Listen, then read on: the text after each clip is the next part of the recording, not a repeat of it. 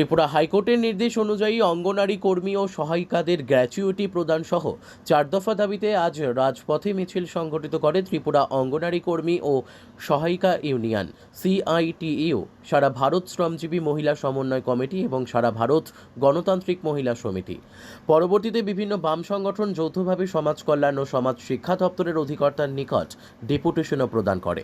আজকের মিছিলে উপস্থিত ছিলেন প্রাক্তন মন্ত্রী মানিক দে, পাঞ্চালী ভট্টাচার্য, রমা দাস সহ অন্যান্যরা।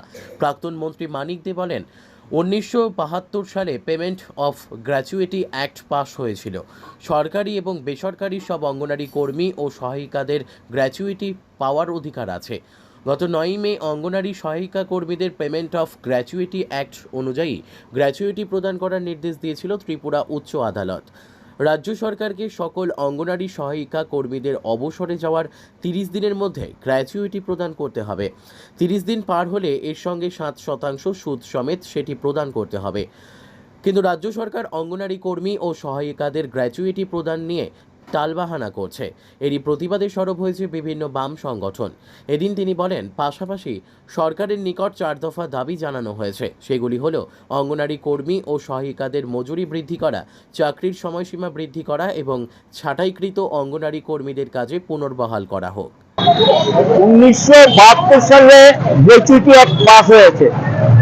সরকারি, আধা সরকারি, বেসরকারি সমস্ত ক্ষেত্রে গ্র্যাচুইটি পাওয়ার অধিকার সবার আছে এবং আপনাদের সাংবাদিক আপনাদের গ্র্যাচুইটি পাওয়ার অধিকার আছে।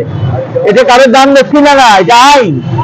এই নিয়ে সুপ্রিম কোর্ট একটা মামলা হয়, সুপ্রিম কোর্ট পরিষ্কার বলে দেয় অঙ্গনওয়াড়ি ওয়ার্কার হেল্পারদেরকে গ্র্যাচুইটি দিতে হবে। ভারতবর্ষে অনেক সরকার দিয়ে দিয়েছে, আমাদের রাজ্যের সরকারে কোনো টনক নড়ছে না এবং তারা গ্র্যাচুইটি দিচ্ছেন না। হাইকোর্টে আরেকটা মামলা করেছে কয়েকজন যে আমরা গ্র্যাচুইটি পাইনি। হাইকোর্ট নির্দেশ দিয়ে দিয়েছে যেই ডেটে তারা মামলা করেছে সেই ডেট থেকে ইন্টারেস্ট সুদ সমেত তাদের টাকা যাতে দিয়ে দেওয়া হয়। তারপরে এখনো এই টাকা দেয়নি। আমরা বলছি গ্র্যাচুইটির টাকা দিতে হবে, এই দাবিতে যাবে, আজকে দরখাস্ত দাখিল করবে তারা যে আমাদের গ্র্যাচুইটির টাকা দাও। এই একটা দাবি। ছাঁটাই হয়েছে প্রচুর অঙ্গনারী ওয়ার্কার, তাদেরকে পুনর্বহাল করতে হবে। মজুরি ঘোষণা করেছে, বৃদ্ধি পায়নি, এই বর্ধিত মজুরি দিতে হবে। ভারতবর্ষ অন্য রাজ্যে যে হারে মজুরি পায় এ রাজ্যে যাতে মজুরি দেয়, এটাও দাবির মধ্যে দেখা হয়েছে। অঙ্গনারী কেন্দ্রে যে খাওয়া দেওয়া হয়, এটা অনেক অঙ্গনারী ওয়ার্কার তার নিজস্ব টাকা খরচ করে দিয়েছেন, এই টাকা দেবেন বলেছেন, এই টাকা কিন্তু দেননি। পুজোর সময় এক্সট্রা টাকা দেবেন বলেছেন, দেননি। কোভিডের সময় কাজ করিয়েছে, পয়সা দেননি। ঘোষণা করেছে, পয়সা দেননি।